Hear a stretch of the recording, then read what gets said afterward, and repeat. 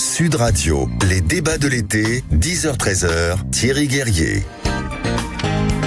Et c'est parti dans la tradition de Valérie Expert. On va retrouver pour cet été, pour nos débats de l'été, nos 4 débatteurs que je vais vous présenter immédiatement avec 2 avocats, 2 journalistes, 2 hommes, 2 femmes. C'est très équilibré ce matin. Après, on verra si sur le plan de la sensibilité des avis, des opinions exprimées, on sera dans l'équilibre. Je vous présente Noémie Alioua. Bonjour Noémie. Bonjour, ravi. Vous êtes journaliste, essayiste, auteur de La terreur jusque sous nos draps. On y reviendra dans quelques instants. Et puis Anne Durez, bonjour. Bonjour, enchantée. Je ne sais pas si on peut encore dire maître, mais vous avez été avocate notamment. Absolument, ouais. On est maître à vie comme on est médecin à vie, n'est-ce pas? Vous êtes juriste à vie en tout cas. Vous êtes présidente de l'association Femmes de Loi. Un habitué de la maison, Alex Darmon. Bonjour. Bonjour, journaliste politique.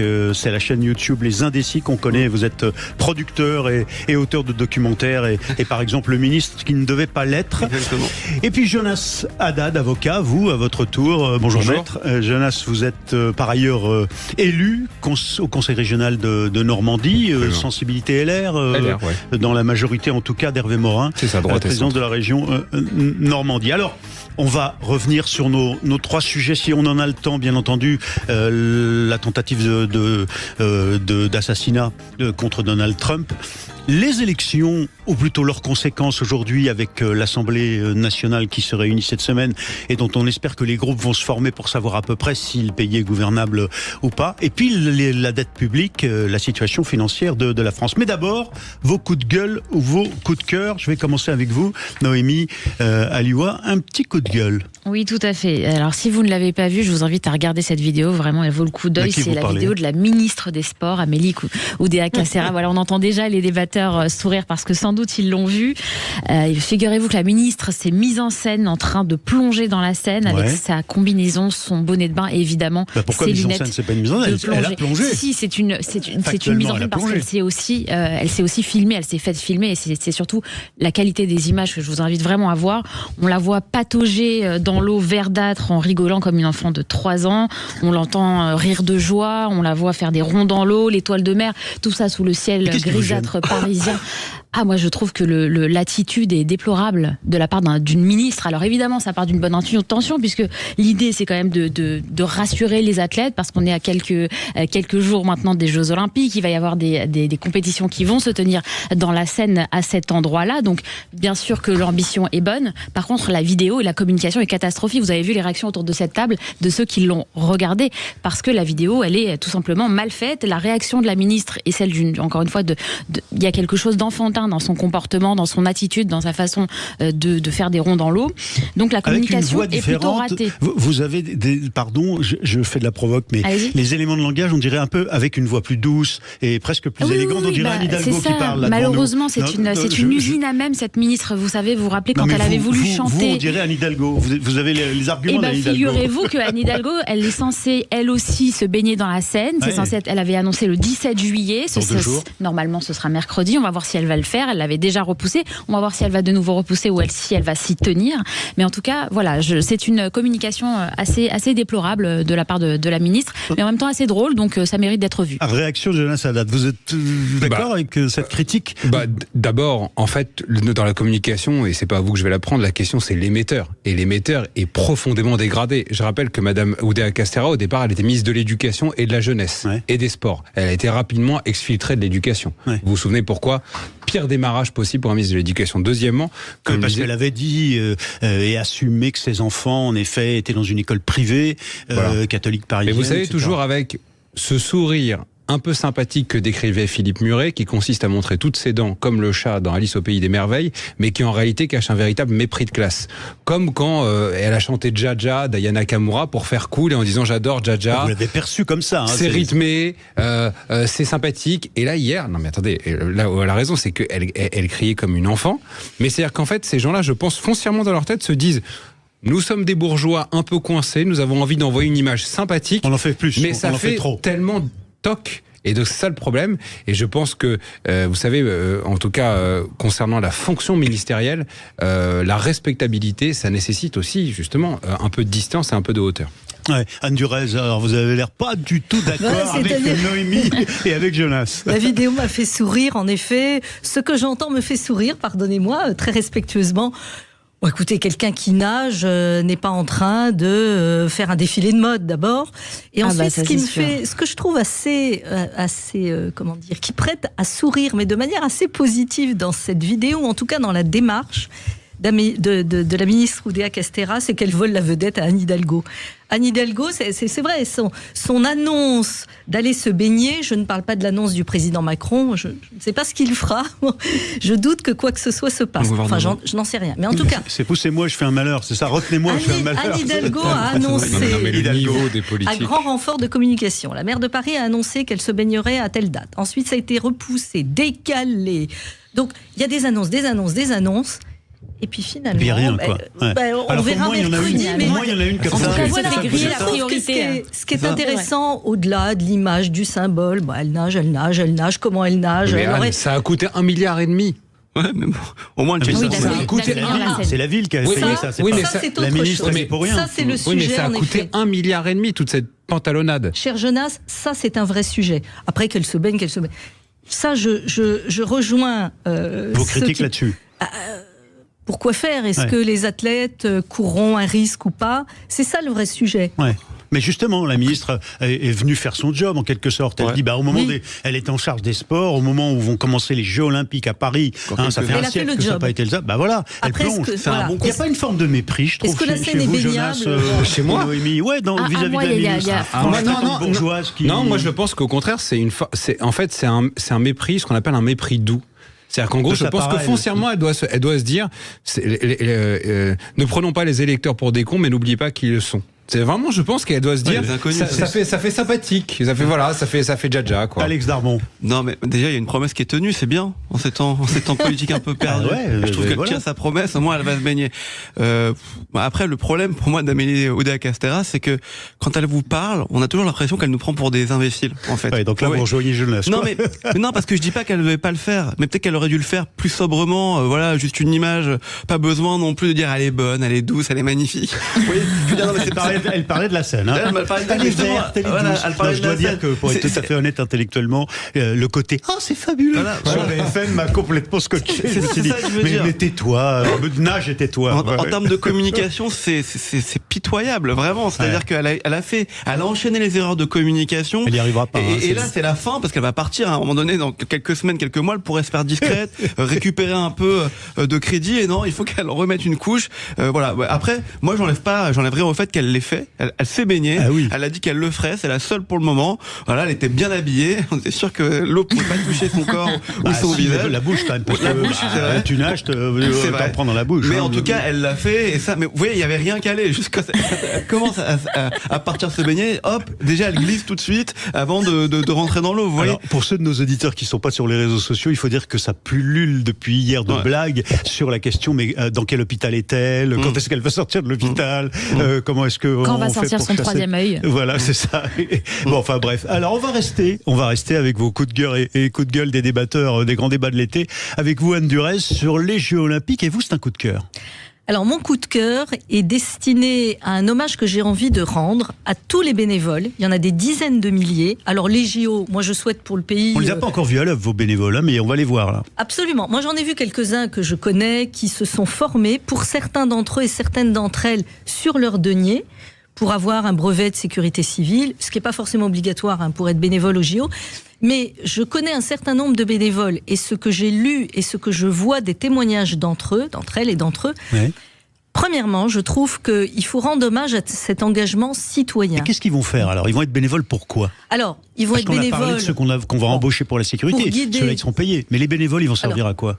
Pour guider, alors peut-être pas les athlètes, mais les participants, pour aider à la régulation des flux, ça n'est pas un moindre enjeu. Indiquer aux gens où aller, à tel endroit, à droite, à gauche. S'il y a un problème, alors je ne dis pas qu'ils vont prendre en charge, ça n'est pas la sécurité civile, ça n'est pas le SAMU, ce ne sont pas des médecins, mais je pense qu'avoir déjà face à soi ou à des points précis, réguliers... Distribuer les bouteilles d'eau... Voilà, des personnes qui vont apporter leur aide. Alors, j'ai pas en tête, mais une aide essentiellement logistique et une présence. Et le sourire aussi, l'accueil des étrangers. Ce sont des milliards de personnes qui vont regarder la France. Pas que Paris. Paris n'est pas le centre de la France, mais Paris et les autres sites olympiques. Essentiellement et je trouve que j'ai envie de leur rendre hommage parce qu'on critique beaucoup les JO avant même leur tenue. Moi, je souhaite pour le pays, j'ai mes petites critiques personnelles, mais je souhaite profondément pour le pays que ce soit une belle réussite. Et ils vont apporter avec leur sourire, parce que leur volontarisme, au fond, une autre image de la France. Absolument. Le Français accueillant. Voilà, on dit souvent, les gens ne sont pas engagés, la démocratie ne fonctionne pas. Là, c'est un beau témoignage actif, d'un engagement intergénérationnel, citoyen, gratuit, gracieux. Ouais. Et je trouve qu'au moment où le pays est profondément divisé, on va parler ensuite de ce qui va se passer ou de ce qui se passera, probablement, certainement, peut-être, à l'Assemblée nationale, je trouve que l'expression d'un tel engagement, sans caractère partisan, c'est ça aussi faire nation. Oui. Et je trouve qu'on a besoin d'unité, on a besoin de faire nation. Et ça, je trouve que c'est un beau coup de chapeau qu'on peut leur rendre à tous ces bénévoles. Et on leur souhaite, voilà. Ouais, beaucoup de jeunes, moi je sais que dans ma société, des jeunes prennent des vacances exprès pour être là. Exprès pour être bénévoles. Pas pour fuir Paris, mais pour être là. Non, pour être bénévole au Club France. Ils vous expliquent, moi ils m'ont expliqué ce qu'ils allaient faire. Et je vais mettre ça en perspective des Jeux Olympiques de Rio auxquels j'avais assisté. Et où effectivement, c'est à chaque fois dans les JO, vous avez des bénévoles du pays qui accueillent et qui sont là pour vous guider dans le métro, sur les sites, parce que les sites sont immenses. Enfin, en tout cas, c'était le cas à Rio. À Paris, on va voir dans quelques jours. Les sites sont immenses pour vous aiguiller, pour que ça vous perdiez le moins de temps possible, Et donc, effectivement, je trouve ça plutôt bien, plutôt cohérent, plutôt même sympa de la part de ces jeunes, parce qu'il y a vraiment énormément de jeunes qui vont participer et être bénévoles aux Jeux Olympiques. Alex Darmon qui est toujours sur les bons coups. Vous étiez au JO de Rio. Ouais, je dirais pas on a tous rêvé d'y être. Oui, d'accord. On a tous rêvé d'y être et vous serez au JO de Paris. En tout cas, certains de vos collaborateurs, on vient de l'entendre, sont bénévoles. Alors, on vous retrouve tous les quatre, Noémie Alioua, Anne Durez, Alex Darmon et Jonas Haddad, pour la suite des grands débats de l'été avec vos coups de gueule et vos coups de cœur. À tout de suite sur Sud Radio. Sud Radio. Sud Radio. Parlons vrai. Parlons vrai. Sud Radio. Parlons vrai. Sud Radio, les débats de l'été, 10h-13h, Thierry Guerrier.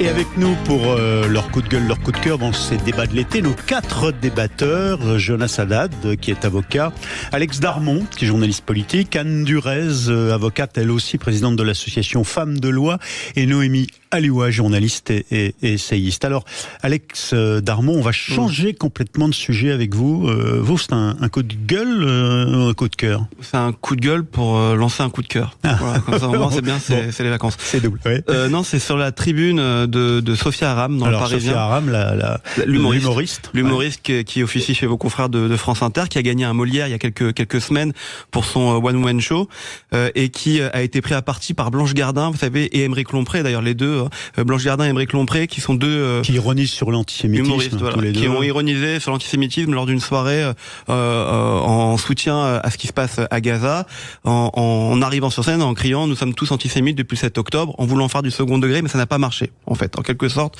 en tout cas sur la sphère publique après. Et ils ont pris à partie lors de ce sketch Sophia Aram sur scène en disant que pour gagner un Molière, il fallait être islamophobe. En parlant de Sophia Aram, c'est ce que dit Blanche Gardin sur scène. C'est ce que dit Blanche Gardin, et en défendant les Juifs et dans la sphère publique en quelque sorte. Et Sophia Aram a réagi dans sa chronique, dans son papier, dans un édito, hier dans le Parisien, où elle explique d'abord elle explique qu'elle est athée, pour commencer, et qu'elle en a marre qu'on la ramène toujours au fait qu'elle soit d'origine musulmane, et surtout qu'elle a pas que personne n'a à dire ce que les Juifs français doivent penser de l'antisémitisme, et surtout pas elle non plus ce qu'elle a à penser de l'antisémitisme. Et son papier est vraiment fort. Enfin une réponse. Vous avez vu peut-être la vidéo aussi qui a tourné ces dernières heures sur la lutte contre l'antisémitisme.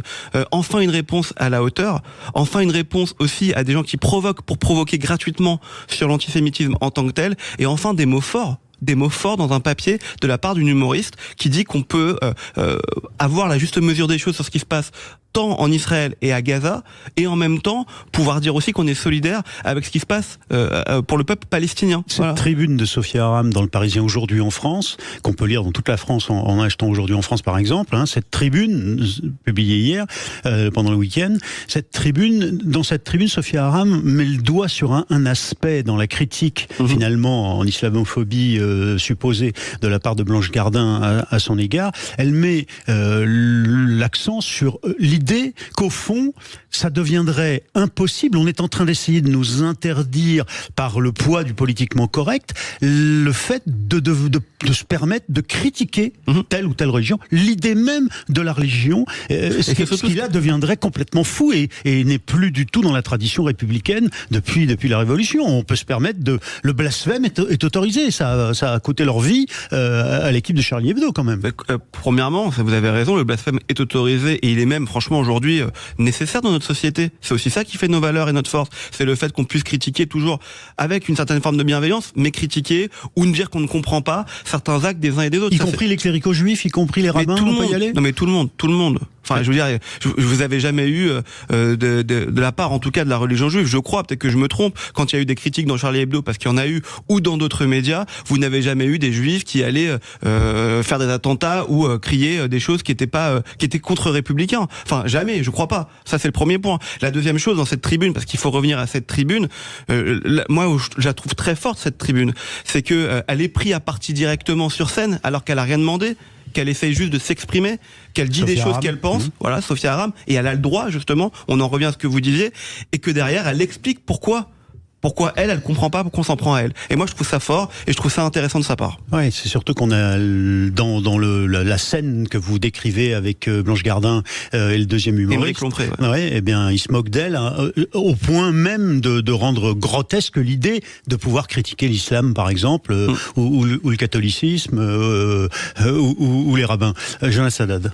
En fait, ce qui est très singulier et qui est un fait là depuis quelques années, c'est qu'on voit bien que en réalité, les personnes qui sont de gauche et qui sont tenant d'une ligne plutôt islamo-gauchiste n'acceptent pas que des personnes qui soient d'origine maghrébine... Les islamo-gauchistes, pas les gens de gauche. Tous les gens de gauche ne pensent pas comme ça. Ceux de tendance islamo-gauchiste n'acceptent pas que des personnes qui sont d'origine maghrébine, puisque là, elles ne revendiquent son athéisme, sortent de leurs conditions. Ils veulent les enfermer dans cette condition victimaire. Ils veulent leur dire, de toute façon, vous devez être avec nous. Un musulman ne peut pas critiquer l'islam, quoi. C'est ça qu'en gros... Et c'est ce qui est singulier, c'est d'ailleurs, et elle le dit très bien dans la tribune, elle dit...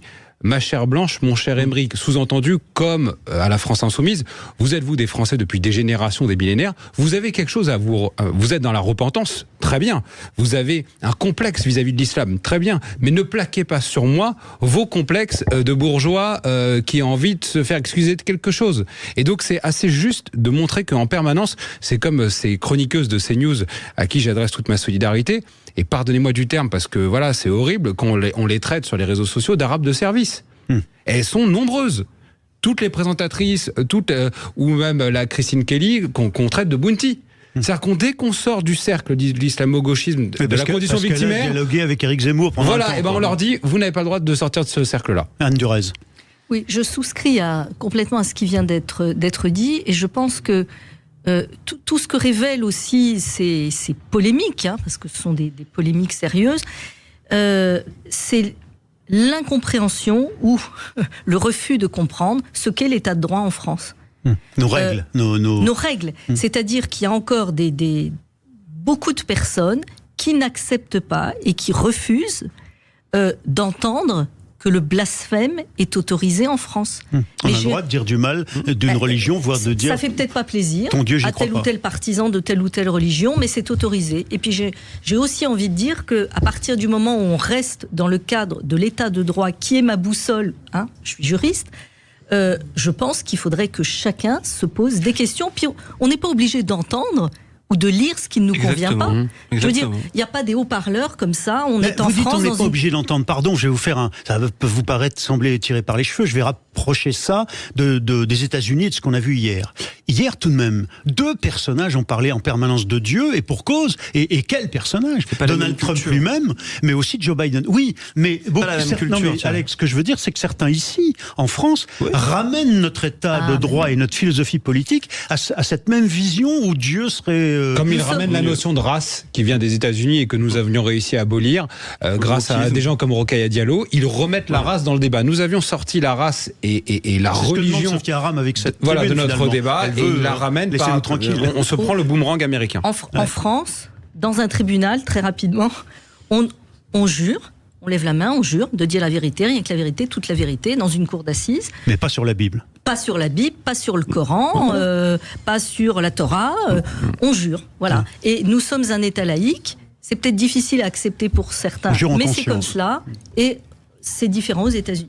Il faut quand même prendre conscience malgré tout que notre modèle républicain est menacé à l'heure qu'il est. C'est-à-dire qu'effectivement, on a encore le droit au blasphème dans notre pays, mais la liberté d'expression recule et les professeurs vous expliquent de plus en plus qu'ils n'osent plus aborder certains sujets, que malgré tout, il y a une intériorisation des peurs et du danger qui fait que sans doute que les humoristes aussi ne vont plus aussi loin qu'ils allaient avant dans la critique de la religion. Donc manifestement, tout ce courant-là, si vous voulez, qui attaque notre République, qui attaque la laïcité, qui attaque nos valeurs, est en train d'avancer, ça c'est un fait. Et ensuite, pour revenir sur le courage de Sophia Aram et de tous ceux qui font partie de ce mouvement qu'on appelle les ex-muslims, c'est-à-dire que c'est ces gens qui ont grandi dans un milieu religieux, fondamentaliste parfois, lié à l'islam et qui décident de s'en émanciper, eh bien, ce sont souvent si vous voulez, des victimes de ces mouvements qui ne supportent pas qu'ils s'émancipent. Alors, le modèle républicain serait en train de nous filer entre les doigts, ça c'est une chose, mais on va basculer dans la politique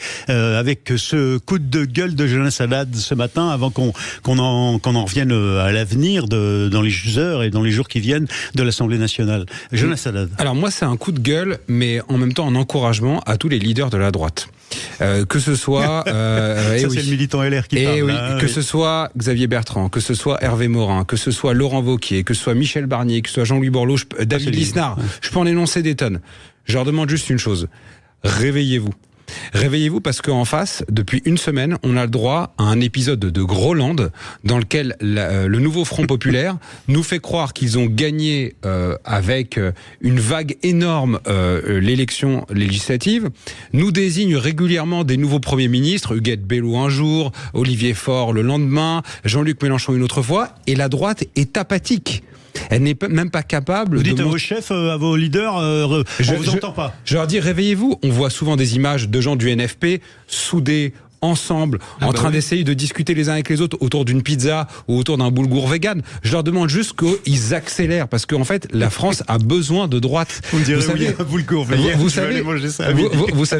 vous savez fondamentalement, la difficulté, c'est que la gauche ne baisse jamais la tête. Et la droite, dans ce pays, a une difficulté à montrer que c'est Dominique Grenier qui l'a très bien montré, il a fait l'étude. La gauche aujourd'hui, sur les législatives, représente 27%, les droites représentent 47%. Ouais. Et les leaders de droite sont apathiques. Je ne dirais pas du tout que les leaders de droite ne sont pas apathiques. Ils ne sont pas d'accord sur la stratégie à mener, à savoir s'allier ou non avec Macron. Et là, il y a deux lignes. Il y a Dati qui dit « rejoignez-nous, il faut qu'on réussisse à faire quelque chose ensemble ». Il y a la ligne Wauquiez qui dit « non, nous n'allons pas rejoindre le paquebot macroniste qui de toute façon va couler ». Et il y a encore une autre ligne, celle de Ciotti, qui disait « il faut s'allier au RN ». Donc finalement, en fait, si vous voulez, la droite n'a pas véritablement conçu sa stratégie parce qu'elle est éclatée. Noémie, jusqu'à preuve du contraire. Argument que Noémie vient de vous mais un argument sur lequel je suis d'accord, mais le NFP, ils étaient tous Front Populaire très pas d'accord aussi. Mélenchon mettant Rima Hassan et l'autre avec Glucksmann et ils se sont pris la tête. Mais la réalité c'est qu'au final ils arrivent à s'aligner c'est pas un exemple pour aller chercher le Front Populaire. C'est pas un exemple le nouveau Front Populaire. Et excusez-moi mais juste la droite c'est qui les chefs aujourd'hui? Je viens de les annoncer 4. Mais qui sont les gens d'un point de vue électoral. Dans quelques instants on va faire la place à la pub immédiatement et puis on revient avec les grands débats sur la tentative d'assassinat de Donald Trump et puis alors la politique en effet lancé par Jonas Haddad à l'instant. Vous êtes sur Sud Radio, ce sont les grands débats de l'été. On vous retrouve dans quelques instants. Sud Radio. Sud Radio. Parlons vrai. Parlons vrai. Sud Radio. Parlons Sud Radio. Les débats de l'été, 10h-13h, Thierry Guerrier. Avec vous jusqu'à midi avec nos 4 débatteurs, Jonas Haddad, Noémie Alioua Anne Durez et Alex Darmon. Et on va revenir sur la façon dont vous avez vécu, tous les quatre, ces images hier. Comment d'ailleurs avez-vous été, à quel moment est-ce que vous vous en êtes rendu compte? Est-ce que vous avez filé sur une chaîne d'info continue pour essayer de voir l'image? Parce qu'on se demande ce qui se passe quand même. Quand moi j'ai vu surgir tout d'un coup sur Tweet, sur mon compte, l'image de ce sang sur la joue de Trump. Je me dis tiens, il se passe quelque chose et pour cause. Oui, et d'ailleurs on était en pleine nuit, en tout cas en France, et il était 1h du matin comme ça, et c'est vrai que quand l'information est tombée, vous étiez encore oui, je rentrais d'une émission sur une chaîne d'info en continu justement, et je traînais sur les réseaux sociaux, et j'avoue que j'ai pas réussi à dormir. Je suis restée de 2 heures à attendre la suite des informations. Ah oui, carrément. Oui, parce que c'était bien sûr, c'est un événement qui va rentrer dans l'histoire, donc on a du mal à aller dormir quand on est en train de se rendre compte de ce qui vient de se passer. Et puis on a mis un petit peu de temps aussi d'être sûr qu'il allait bien, et puis l'enquête continue. Il y a encore beaucoup d'éléments qu'on n'a pas, donc on a envie aussi de continuer à suivre cette histoire. Évidemment, c'est un moment important de la campagne américaine, de l'histoire. Alex Darmon, comment est-ce que on fait un petit tour rapide? Comment à quelle heure vous l'avez su? Comment vous en êtes rendu compte? Tout de suite, je rentrais d'un dîner, pour rien vous cacher, vous raconter un peu ma vie privée. Je rentrais d'un dîner, j'étais dans le taxi pour rentrer, et c'est vrai que j'ai vu sur X en fait les alertes surgir, et très vite, en plus, on voit très vite l'image derrière. Cette photo avec le non, mais même une image c'est un maquillage, j'y croyais pas. Et ce réflexe que Donald Trump a en se touchant l'oreille, en se baissant immédiatement et tout. Et en fait, ça fait plein d'images dans votre tête à un moment donné, avec plein de réactions, quoi. Moi aussi, je vais raconter ma vie. Bon, j'étais à une soirée qui battait son plein, et j'ai reçu un texto d'un ami qui vit, qui est en partie à Washington, en partie de son temps. Et en fait, j'ai regardé tout de suite. Et c'est lui qui vous alerte, c'est lui qui vous a prévenu. Oui, c'est lui qui m'alerte. SMS, ouais. Il est beaucoup sur les chaînes sollicitées, mais peu importe. Alors, la violence aux États-Unis. C'est dans leur culture, mais ce que j'ai regardé tout de suite, c'est sur Internet, ce qu'on disait. Et la force de l'image, vous avez raison, elle est importante. Mais moi, j'ai retenu 2 images quasi, pas concomitantes, mais qui se sont succédées extrêmement rapidement. Lesquelles? Le sang. Ouais. Et ensuite, le point levé de Trump. Fight. Et cette image-là, moi, je ne suis pas partisane de Trump, je ne suis pas une fan de l'individu, de l'ancien président. Pour autant, je dois dire que la puissance de l'image qui le donne insubmersible, c'est ça, cette image, face à un Biden affaibli, c'est une sacrée com, dans ce qui lui est arrivé. Et pourtant, c'est un photographe de l'AP, donc Associated Press, qui l'a prise, qui n'est pas une agence qui est particulièrement pro-Trump. Ça rejoint ce que vous dites, c'est-à-dire que c'est l'instant qui a été capturé. De l'agence France-Presse américaine, deux des plus grandes agences mondiales. Jean Lassalade, vous dormiez comme moi ou vous étiez... Je dormais. C'est lundi matin. Donc dimanche matin. C'était dimanche matin. Alors, on s'en est rendu compte dimanche matin, c'est ça. Immédiatement, moi, il y a 2 choses qui m'ont traversé la tête, parce que nous sommes en 2024. Et il y a 20 ans, il y a 30 ans, une image pareille, je pense que la réaction aurait été d'abord unanime. Je pense que tout le monde aurait condamné. C'est le cas. Oui, c'est le cas, mais c'est pour ça que j'y viens. Et deuxièmement, il n'y avait pas autant de théories du complot. Et je me suis dit, attention, parce qu'on est dans un moment dans lequel, à la fois les États-Unis, mais aussi le monde occidental est très polarisé. Et j'ai eu peur, parce que j'ai senti un petit moment de flottement, que pendant quelques heures, les gens disent... Ah mais oui, finalement c'est Trump, c'est pas grave, voilà. Et il y a eu un moment dans lequel je sentais, par exemple, j'ai eu des amis, moi j'ai tout de suite réagi en disant que la démocratie américaine, etc. Et tout, ils disent, qu'est-ce que tu soutiens Trump? Je dis non mais t'es bête ou quoi? Enfin c'est pas une question de soutenir Trump ou pas, c'est une question de s'associer au fait que la violence n'a pas sa place dans la politique. Et deuxièmement, je me suis dit, on est quand même en 2024, et donc vous allez voir toutes les théories complotistes qui auraient mis du temps à fleurir sur un autre attentat de ce type-là il y a 20 ans, et là immédiatement vous avez vu des trucs un peu complètement délirants. Je vais vous citer un tweet qui m'a surpris hier, c'est celui de Jean-Marc Dumontet. Jean-Marc Dumontet, c'est un grand propriétaire et producteur de spectacles, de théâtre, le théâtre Antoine par exemple à Paris, il produit des spectacles. Proche d'Emmanuel Macron. Voilà, et il est proche d'Emmanuel Macron. fond, et c'est un débatteur qui pourrait d'ailleurs être dans nos débats. Eh bien, il écrit, c'est très triste ce jour pour la démocratie américaine, la violence est abjecte dans un état de droit et c'est condamnable. Bon, donc là, il est sur votre ligne, mais il ajoute, mais quand la violence vient renforcer un candidat violeur, voleur, félon, tricheur, commanditaire de l'invasion du Capitole, c'est vrai, il y a eu le 16 janvier 2021, 6 morts quand même au Capitole, amis des dictateurs, on est accablé, voilà ce que dit Jean-Marc Dumontet. C'est un peu ce que vous redoutiez ? C'est ce que je redoutais, et d'ailleurs Jean-Marc Dumontet se situe en faisant ça à la gauche de Sandrine Rousseau, parce que Sandrine Rousseau, qu'on accable de plein de mots, a eu des mots extrêmement clairs en dénonçant cela et en ayant une pensée pour la personne qui est décédée, parce que je rajoute... sur Sud Radio que Jonas Haddad vient soutenir Sandrine Rousseau. Je vous assure, et ce sera peut-être la seule fois. Mais non, mais pour vous montrer qu'à un moment, il y a de l'extrême gauche, mais il y a parfois raison, aussi Jean-Marc Dumontet. C'est l'extrême centre. Non, mais ce qu'il dit là, il a raison. Je veux dire que il a raison quoi. On oublie qu'il est Donald Trump. Mais quel est le rapport avec la tentative d'assassinat ? Il n'y en a aucun. Il doit être combattu en tant qu'adversaire politique par ses adversaires, mais certainement pas d'une façon violente qui atteint à son intégrité physique. C'est ça le problème. Justement, les démocraties servent à pacifier les violences, à essayer d'organiser, si vous voulez, des contradictoires, des débats d'idées, des idées politiques qui s'affrontent. Et tout ça sert normalement justement à faire en sorte qu'il n'y ait pas d'agression physique. Alors pour aller dans votre sens, je fais un peu de provocation, mais c'est pour nourrir le débat ici, pour aller dans votre sens, il y a quand même le sentiment aujourd'hui, alors que va s'ouvrir la Convention républicaine, certes le rituel est très attendu, mais quand même ça va être l'apothéose pour le candidat Trump, on a quand même le sentiment que du côté démocrate, un peu par défaut, et du côté républicain aussi, chez Trump, tout le monde est autour d'une seule thématique aujourd'hui, l'unité. Alors est-ce que vous êtes d'accord avec cette idée, Alex Darmon? Alors oui, mais après ça date pas de samedi, l'unité, même de la part de Donald Trump. Faut quand même savoir que Donald Trump... Il a changé de discours, il le dit lui-même. Attendez, il a changé de discours, mais pas depuis samedi, encore une fois. Si, il le dit. Peut-être qu'il le dit, mais en tout cas, même dans son discours politique, dans son discours de campagne, ça fait plusieurs semaines que Donald Trump prend un petit virage quand même, on va apaiser, tout le monde va redescendre d'un cran grâce à une femme qui commence à se faire connaître, qui s'appelle Suzy Wiles, qui est sa nouvelle directrice de campagne aux États-Unis, et qui adoucit le discours. Pourquoi parce que ils veulent absolument s'éloigner de ce qui s'est passé au Capitole il y a 4 ans. Parce qu'ils veulent absolument s'éloigner de la campagne de 2016. Ils veulent qu'on l'oublie, ça. Ils veulent le normaliser. Je ne vais pas dire comme Hollande, mais pas loin. Ils veulent faire en sorte que Donald Trump soit beaucoup plus calme, beaucoup plus tranquille. Mais vous voyez bien que quelquefois quand même, il y a des sautes d'humeur qui ressortent, mais qui vont le servir. Quand vous voyez, on parlait tout à l'heure, vous voyez l'image de Donald Trump qui se baisse, se relève, et il est dans un moment politique extraordinaire à ce moment-là. Extraordinaire ce moment. Il se relève et avant de partir, il dit wait, fight. Vous allez voir que dans les heures qui viennent, des t-shirts vont sortir, des mugs comme il sait faire.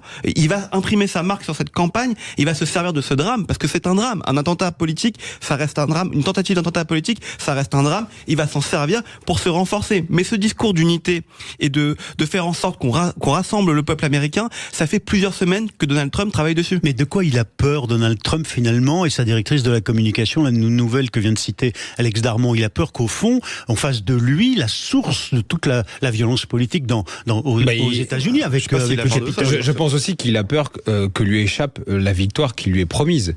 Parce que, excusez-moi, il y a un éléphant dans la pièce dont on ne parle pas, c'est Joe Biden. Les débats, ça fait de la peine pour la démocratie américaine, qui est une grande démocratie. Voilà. Et si vous voulez, quand on voit le niveau de Joe Biden, on se demande s'il ne devrait pas y avoir des procédures. Il y a une procédure d'impeachment, mais d'incapacité. Et vous avez vu même George Clooney et un certain nombre de donateurs la semaine dernière qui disent... soutiennent Biden. S'il vous plaît, retirez-vous. C'est le moment, mais parce qu'en fait, ils se disent, même nos valeurs politiques ne peuvent pas être représentées par quelqu'un qui est à bout, quoi. Moi, je serais plus mesurée sur la volonté de l'ancien président Trump de jouer la carte de l'unité. Et c'est pour ça que j'ai commencé ma réaction, j'allais dire à chaud, et qui était celle que j'ai eue à chaud samedi, était de rappeler ces deux images. Je ne sais pas si un individu, et a fortiori quand on est un leader, on se refait. Petite comparaison avec la politique française actuelle. On dit qu'on veut changer, qu'on va changer. Est-ce qu'on change fondamentalement? Je n'en suis pas certaine. Donc, à court terme, cet épisode, cet tragique accident, peut probablement servir Donald Trump. Victime, c'est un fait. Les armes, hélas, elle circule depuis tellement de décennies. Même le président Obama a voulu s'attaquer à la vente des armes. Il n'y est pas parvenu parce que c'est culturel. On offre des armes à ses enfants, dès 12 ans, dès 11 ans, dès 12 ans. La Constitution empêche de restreindre cette liberté de circulation et de port des armes. Donc, à court terme, je pense que Donald Trump, c'est un fighter, n'est-ce pas, combattant, il va être investi demain. Bon. Mais à moyen terme, je pense que la donne pourrait changer, parce que va-t-il jouer la carte de l'unité comme il le souhaite, et Biden sera-t-il maintenu ou pas? Tout ça sont des éléments. Donne va changer, on se posera la question dans un instant. Je pense qu'il y a des questions ouvertes. Restez avec nous sur Sud Radio, c'est les grands débats de l'été. Sud Radio, votre attention est notre plus belle récompense. Je voulais vous dire que j'appréciais vraiment Sud Radio sans vouloir vous flatter, parce que vous êtes les seuls quasiment qui êtes capables d'inviter des personnalités qui ont des points de vue différents. Sud Radio, parlons vrai. Sud Radio, les débats de l'été, 10h-13h, Thierry Guerrier. 4 débatteurs pour se poser une question alors totalement paradoxale ce matin sur Sud Radio. Il y a qu'ici qu'on fait ça, au fond. On va se demander si la tentative d'assassinat, l'attentat ce week-end contre la personne de Donald Trump, si finalement ça ne pourrait pas lui coûter l'élection et si ça ne pourrait pas être bon pour le camp Biden. Alors vous me voyez venir, c'est un peu lourd comme provocation, mais Anne Durez, quand même, au fond, la question, on peut se dire, mais si Monsieur Trump, le personnage Donald Trump apparaît comme un personnage qui engendre la violence, ça peut faire peur, peut-être aux Américains, ça peut être une première raison. C'est peut-être pour ça d'ailleurs que, comme nous le disait Alex Zarmon tout à l'heure, Donald Trump essaye de se donner, d'adoucir son image. Oui. Alors, je suis pas sûre que cette tentative d'assassinat de Donald Trump lui coûte son élection. La violence, on le disait il y a un instant, elle est hélas inhérente à la culture des États-Unis, à l'histoire des États-Unis. Souvenons-nous, avant Kennedy, il y a eu un certain nombre de présidents américains qui malheureusement ont été assassinés. On va pas tous les citer, mais 4. Il y a eu notamment Abraham Lincoln, il y a eu James Garfield au 19e siècle, il y a eu McKinley, ce sont des présidents qui sont peut-être pas très connus au début du 20e siècle. Reagan, souvenons-nous, a été victime d'une tentative d'assassinat. Donc la violence, elle est hélas inhérente à l'histoire et à la culture des États-Unis. 2, venons en France un instant, il y a eu quand même un certain nombre d'élus, des dizaines d'élus qui ont été victimes d'agressions. Donc il ne faut pas tout mélanger, mais malheureusement la violence, elle est inhérente à notre société. Maintenant, est-ce que ça va coûter sa victoire à Donald Trump? Je le disais aussi il y a un instant, ça dépend des facteurs de ce qui va émerger dans les semaines et jours à venir. Est-ce que Biden va se maintenir ou pas? Il a été un bon président. C'est vrai. Mais si Biden se révèle encore violent à la fois dans ses comportements, n'oublions pas qu'il a encouragé la montée au Capitole. Donald Trump. Et c'est quand même problématique. Moi, je trouve quand même que il y a 2 différences par rapport à ce qui se passait avant. On a cité les noms de présidents qui ont pu être attaqués. D'abord, assassinés. D'abord, à l'époque, il n'y avait pas une telle sécurité. Donc, pour aujourd'hui attaquer quelqu'un, c'est-à-dire que c'est quelque chose de lourd. Deuxièmement, ce que je trouve aussi, c'est que par rapport à ce qui se passait avant, en gros, on avait dit les républicains, c'est le centre droit, et les démocrates, c'est le centre gauche. Tout s'est polarisé aux États-Unis. C'est-à-dire qu'aujourd'hui, la droite est plus à droite, la gauche est plus à gauche, elle est plus wokiste, etc. Et donc, en fait, il y a une forme de combat entre le bien et le mal, et vous entendez parfois des gens de gauche vous parler de la droite américaine et vice-versa. De la droite américaine, vous parlez de la gauche américaine. Pour eux, les uns et les autres sont le diable. Ouais. Il y a des dimensions religieuses. Quand vous écoutez les discours régulièrement qui sont imprégnés de cette religiosité, les uns contre les autres... On est dans une radicalité binaire de plus en plus binaire, et donc du coup, ça favorise les comportements violents, puisqu'on se dit, si je ne fais pas cet acte-là, c'est le diable qui arrive au pouvoir, et vice-versa. Ouais. Avec Zarmon.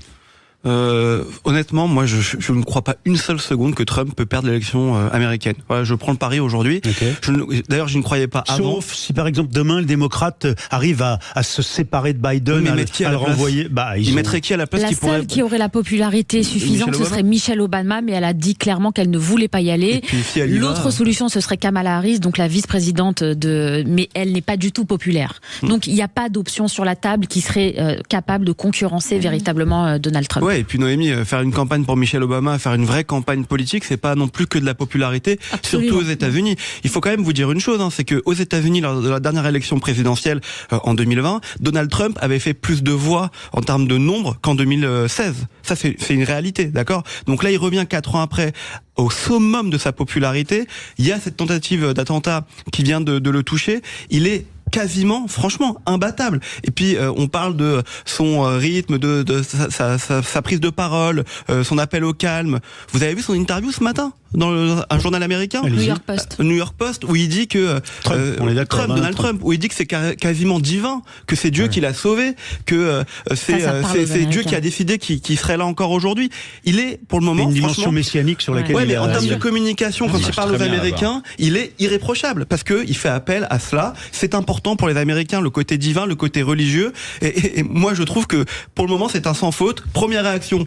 On appelle à l'unité, on appelle au calme. Deuxième réaction, je suis un peu un super-héros, c'est grâce à Dieu que je suis là. Ouais, Noémie, je partage le pronostic d'Alex Darmon. Je pense vous aussi prenez le pari aussi sur Sud Radio là ce matin. Bien sûr, mais même si vous voulez, avant cette tentative d'assassinat, il est déjà extrêmement populaire, il est déjà très favori pour la Maison-Blanche au cours des élections donc, qui auront lieu en novembre prochain aux États-Unis.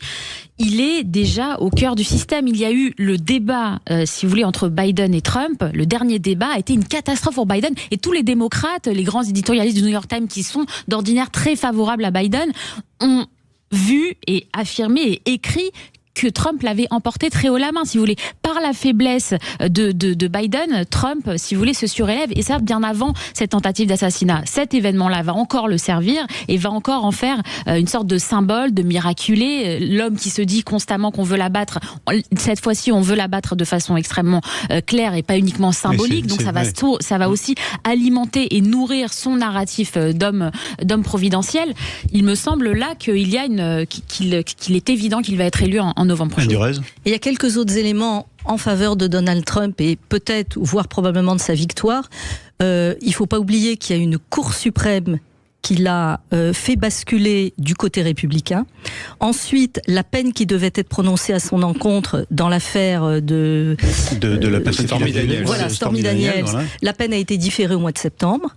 Et enfin, ça a été très bien dit, qui pour remplacer éventuellement Biden? Bon, moi je crois pas une seconde en Michelle Obama. Elle a pas envie de retourner à la Maison Blanche et de faire de la politique.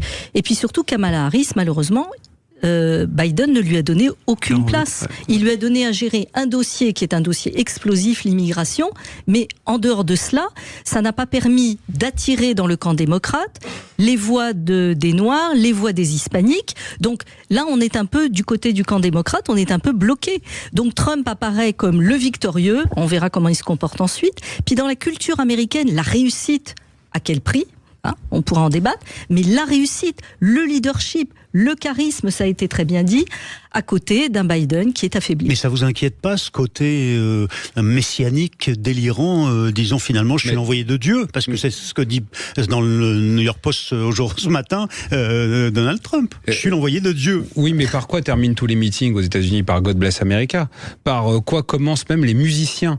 Par quoi les artistes, lorsqu'ils ont un Grammy Awards, commencent? Dieu merci. Donc en fait, nous, ça nous semble dingue, mais en fait, c'est totalement imprégné dans la culture américaine et c'est assez légitime. Deuxièmement, vous savez, en fait, aujourd'hui, la chrétienté, le christianisme recule dans le monde, sauf dans une communauté, c'est l'évangélisme, et qui est très fort aux États-Unis.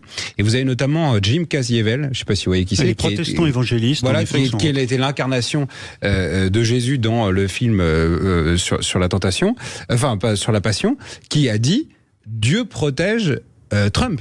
Et donc c'est-à-dire que, en gros, la mécanique un des grands leaders protestants évangélistes, vous voulez nous dire, aujourd'hui affirme qu'il... Non, l'acteur qui a joué Jésus, c'est ça, et qui a été vu par des dizaines et des dizaines de millions d'Américains, dit, voilà, moi j'affirme... J'ai des infos du ciel, Trump est protégé par le ciel. Oui, mais voilà, et donc si vous voulez, c'est ça qui est en train de s'affirmer. Et donc dans ce combat binaire du bien et du mal qui est perçu par certains Américains, ça va même décupler les militants de Trump. C'est-à-dire qu'en gros, ils vont se dire « Ok, c'est bon, là, on a l'approbation, entre guillemets, céleste, Et je vous assure, j'ai regardé ça cette nuit pour le coup parce que j'ai loupé.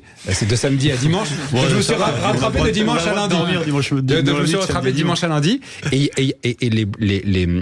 la puissance de l'évangélisme aux États-Unis va faire que ça va décupler la mobilisation. Mais d'autant que cette tentative d'assassinat, elle a quand même complètement une symbolique christique. On est dans le sacrifice, on est dans l'idée que de l'homme blessé qui se relève et qui continue d'affirmer, si vous voulez, ses valeurs, ses combats.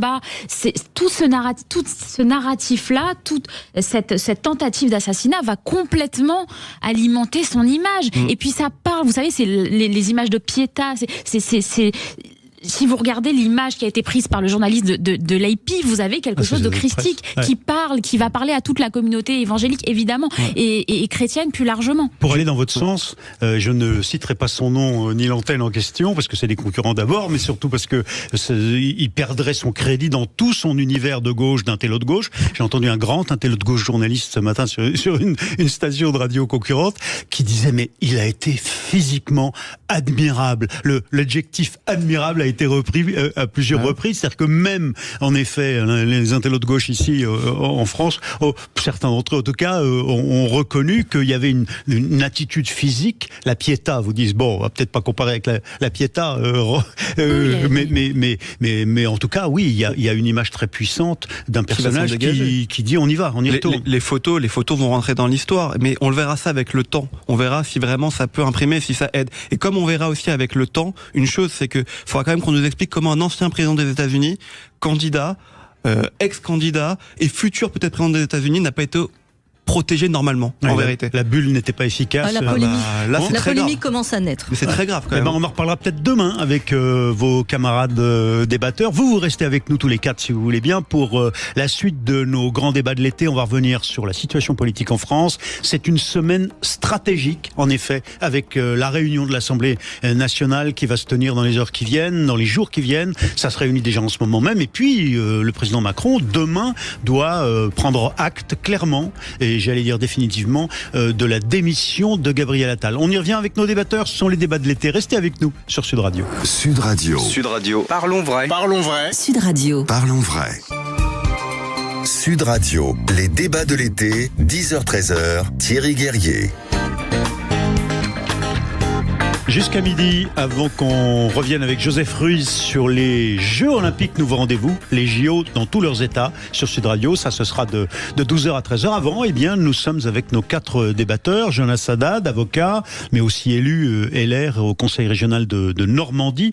Cette belle région, évidemment, vous avez compris que je connaissais un petit peu et que je suis un peu de là-bas. Jonas Haddad, donc. Alex Darmon, qui est avec nous, journaliste politique, sa chaîne YouTube, Les Indécis.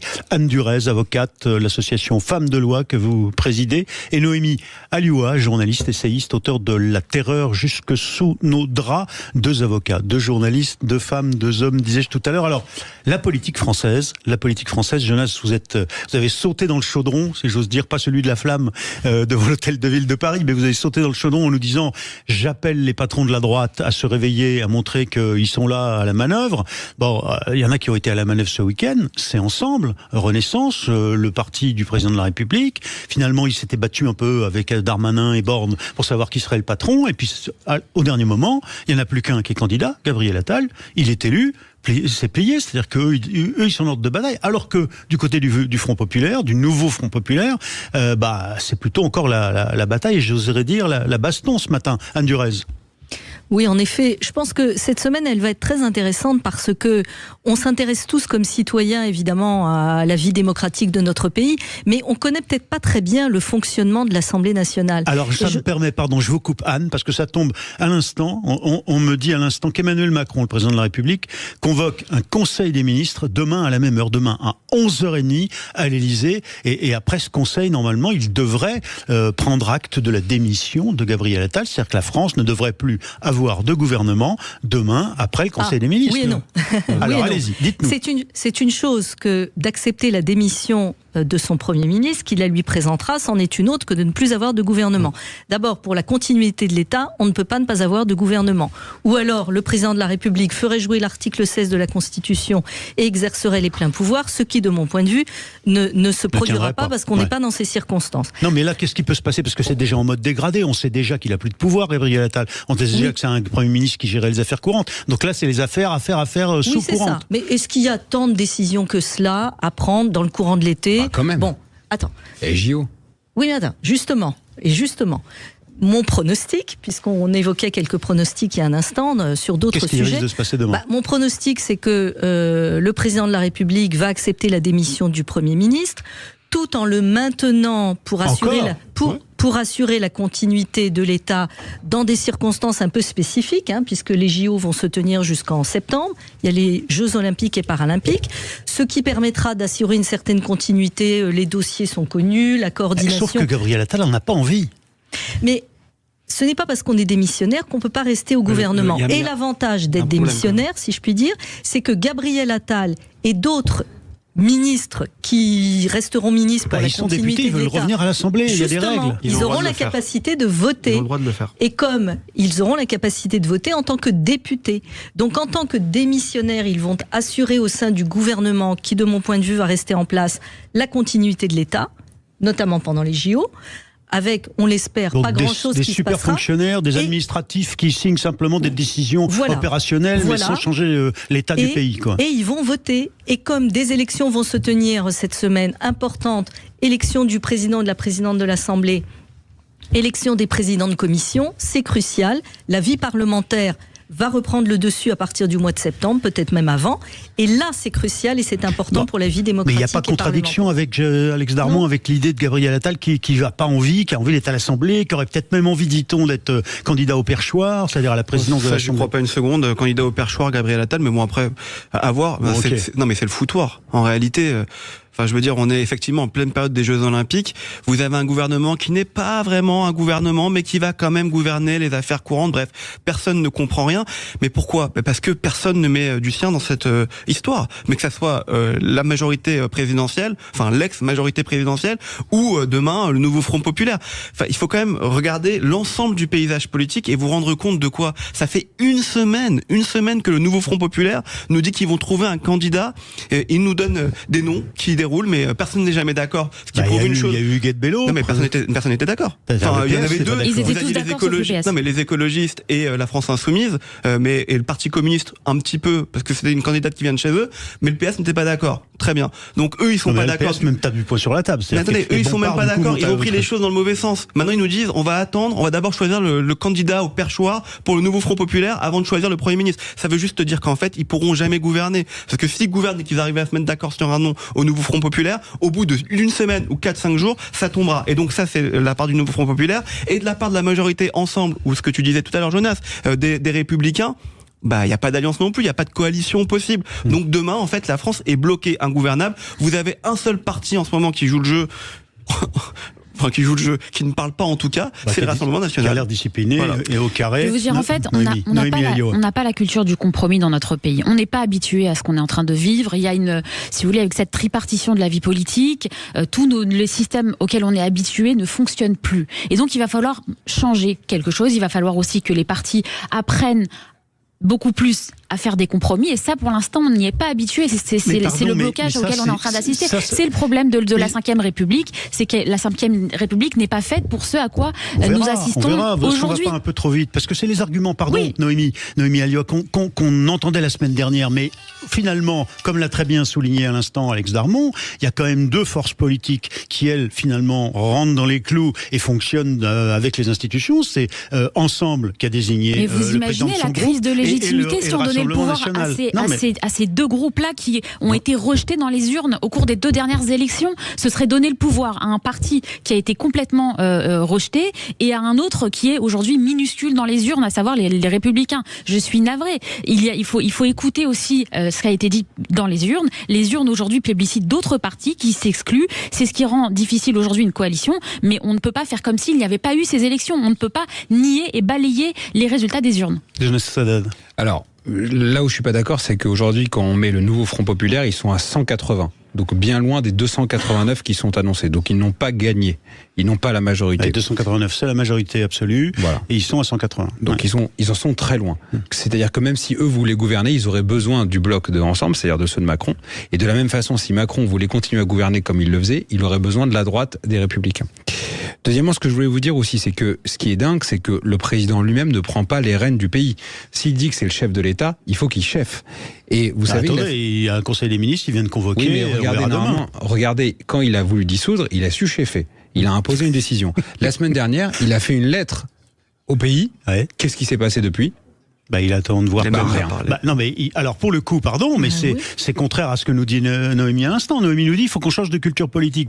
Il change de culture politique, il s'adapte, il laisse venir et il observe la façon dont les groupes vont se constituer ou pas à l'Assemblée. Oui, mais le problème de la politique, c'est que ça ne peut pas être que darwiniste. On disait tout à l'heure, il va faire un gouvernement d'affaires courantes. Mais s'il fait un gouvernement d'affaires courantes, ce qui va se passer... Au moins le temps des JO. Mais oui, mais le problème, c'est que, imaginez, par exemple, moi je suis ministre de l'Emploi et du Travail, des affaires courantes. D'accord ? Ça, il n'y a pas d'affaires courantes là-dessus. Les patrons de France Travail font leur job. Mais non, mais c'est quoi ? Oui, mais il faut des décrets d'application. Je signe un décret. Toutes les oppositions vont dire mais vous n'avez pas le droit de signer ça. C'est-à-dire que chaque acte d'un ministre qui prendra sera contesté par toutes les oppositions en disant vous sortez de votre pouvoir. Et donc ça rend les choses encore plus ingouvernable. Moi je pense que le temps joue contre Macron, alors que lui, il pense qu'il est encore le maître des horloges et que les Français ont voulu remettre les pendules à l'heure. Bon, très bien, mais moi j'ai une question à vous poser, parce que tout à l'heure vous disiez, j'appelle mes camarades leaders de la droite, compagnons, appelez-les comme vous voudrez, LR, à se bouger et à montrer qu'ils sont unis et qu'ils vont prendre...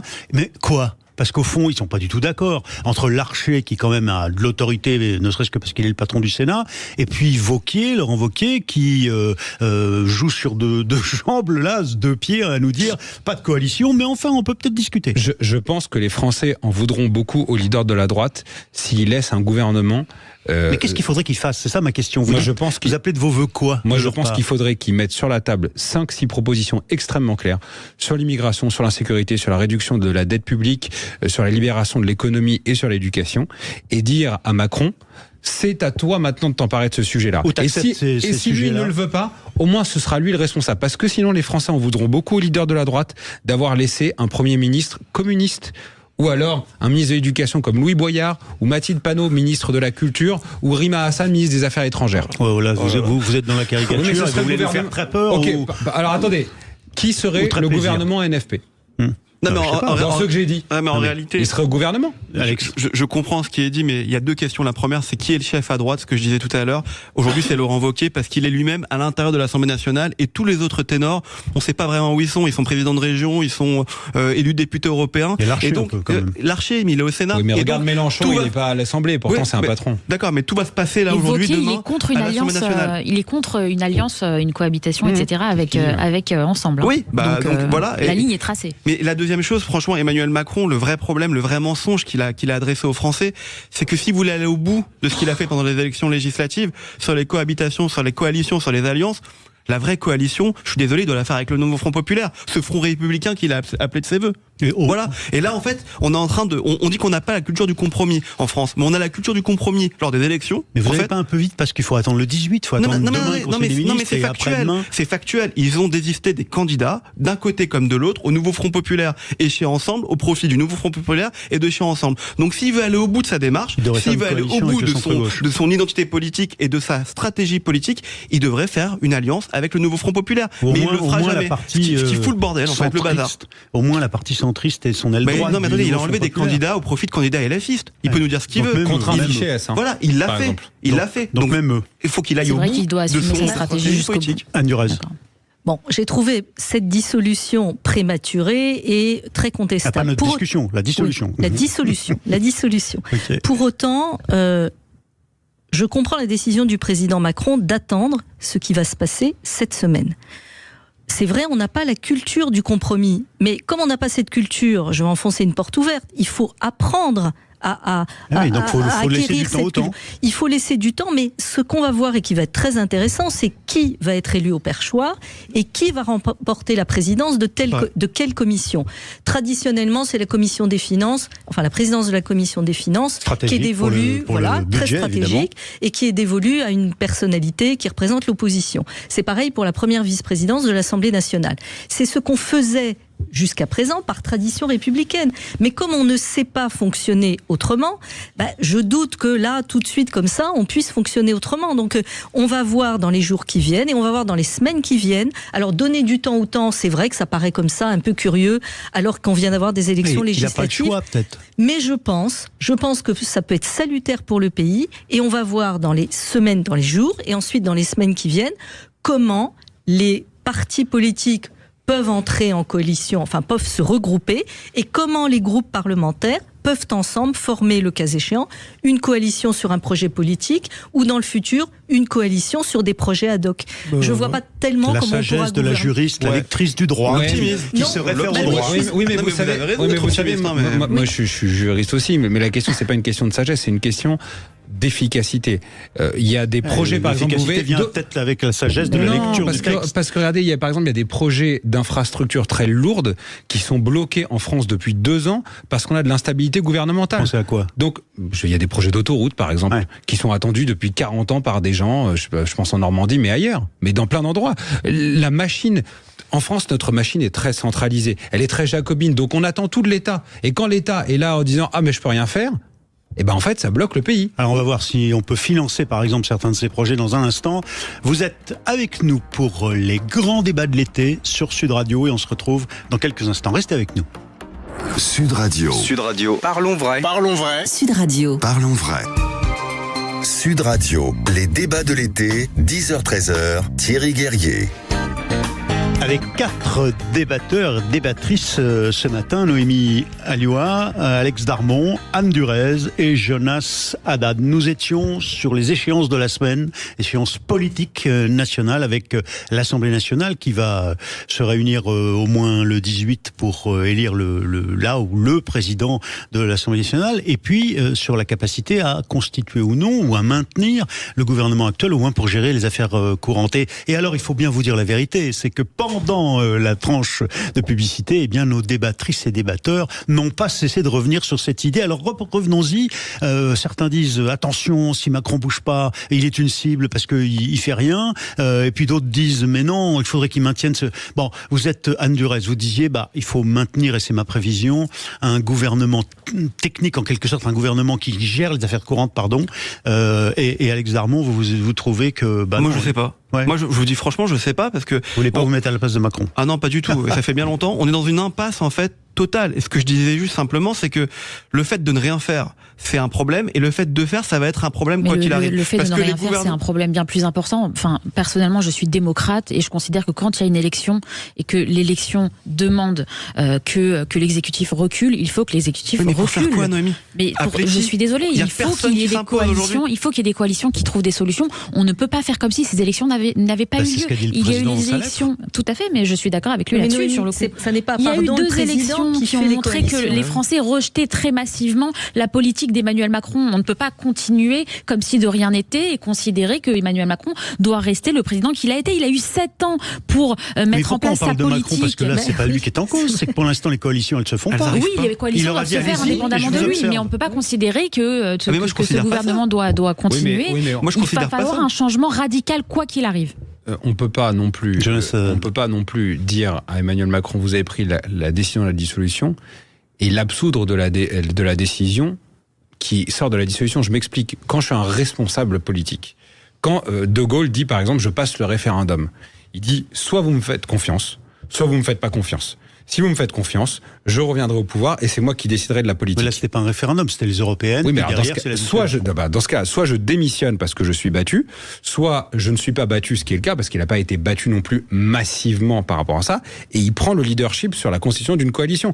Deuxièmement, on a par exemple des problématiques très concrètes. Donc concrètement, ça voudrait dire qu'il faudrait, au cas minima, il demande à Gabriel Attal, qui est maintenant à nouveau le chef de ce groupe parlementaire Ensemble, Renaissance, il faudrait que le président de la République demande à Gabriel Attal d'essayer d'agir pour une coalition. De constituer un gouvernement représentatif du résultat des urnes. Ouais. Et ça ne marche pas. Excusez-moi, mais on fait quoi alors ? Non mais vous rêvez tous en réalité, je suis désolé. Même au sein même du nouveau Front Populaire, ils n'arrivent pas à se mettre d'accord. Laurent Wauquiez, qui veut être candidat en 2027, n'ira jamais faire une alliance avec Ensemble. Et en fait, le résultat final de ces élections législatives, c'est quoi ? C'est de dire, c'est peut-être la fin de la 5e. Je suis désolé. C'est juste ça, le résultat de cette élection de la 5e République. Et donc, ouvrir la porte à une 6e République, à Jean-Luc Mélenchon qui dit depuis des années il faut une 6e République, à de la proportionnelle, on en parlait hors antenne, bref, à la fin d'un système politique qui arrive à bout de souffle parce que les Français ne se sentent plus représentés. On arrive à la fin de quelque chose. Mais voilà. Emmanuel Macron a aussi beaucoup bidouillé le système politique actuel en organisant le vide autour de lui. Il l'a détruit. C'est-à-dire qu'en gros, en organisant le fait qu'il y a soit lui, soit les extrêmes, eh bien, dès qu'on se retrouve dans des situations comme ça, les gens ne veulent pas d'extrême. Alors, mais ils disent tout ça. Moi, où le déluge, c'était la stratégie des 3 blocs pendant les 2 dernières élections. Bon, alors, certains d'entre vous plaident pour un gouvernement technique. Qu'est-ce que ça voudrait dire, un gouvernement technique? Parce qu'il y a des échéances, en particulier, on va en parler.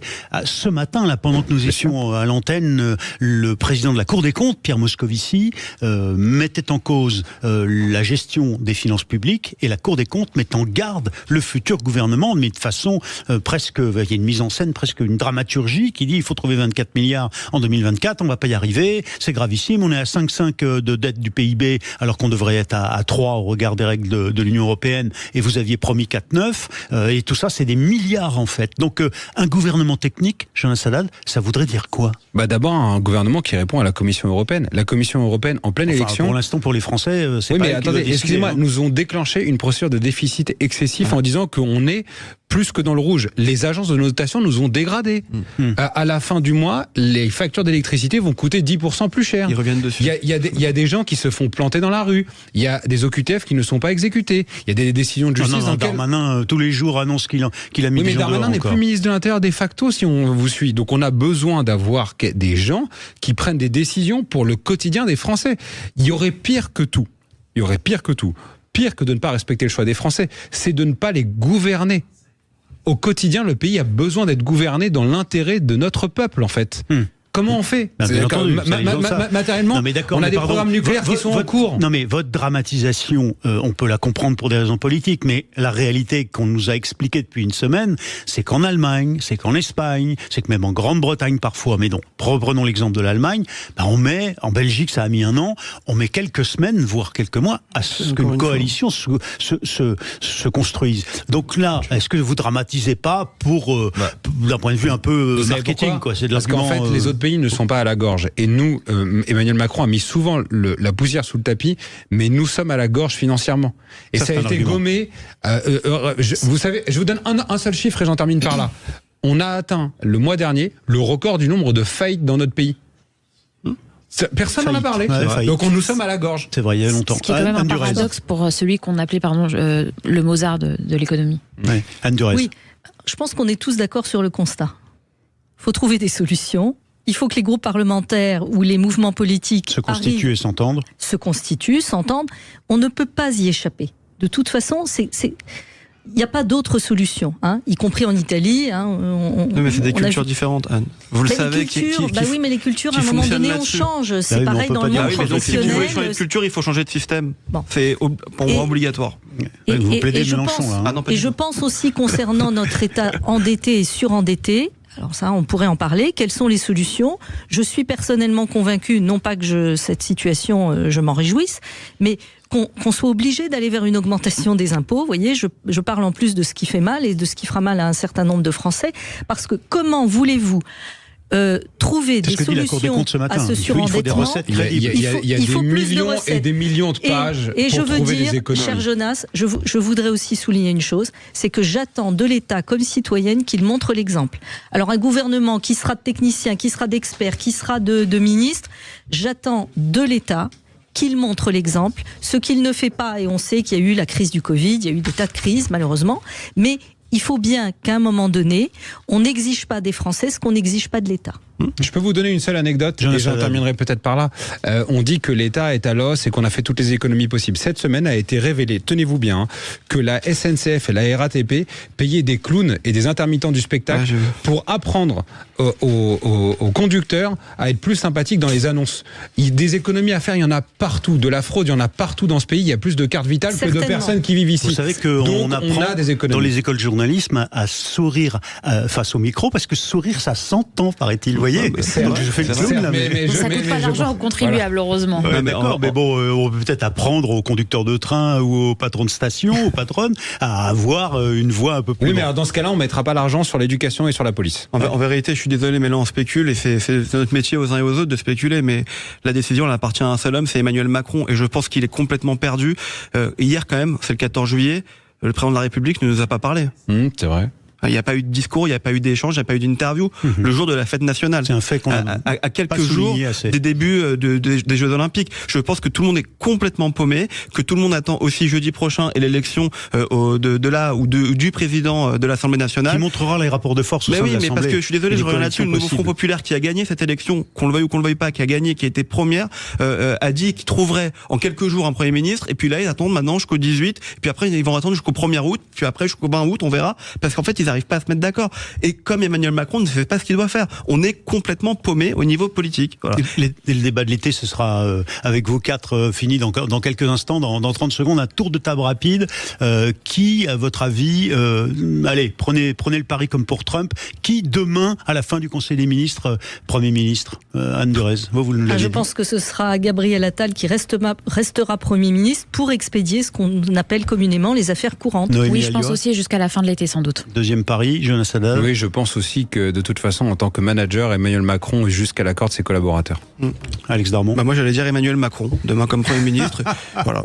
Le pied de nez qui dit tout, en effet. Noémie Alliot, Anne Durez, Alex Darmon, Jonas Haddad, c'était nos 4 débatteurs ce matin pour les débats de l'été, qui se poursuivent bien sûr dans un instant avec les JO dans tous leurs états, avec Joseph Ruiz, et puis on en retrouve 4 débatteurs demain à partir de 10h30. Restez avec nous, on se retrouve tout de suite. Bonne matinée à tous. Sud Radio. Sud Radio. Parlons vrai. Parlons vrai. Sud Radio. Parlons vrai.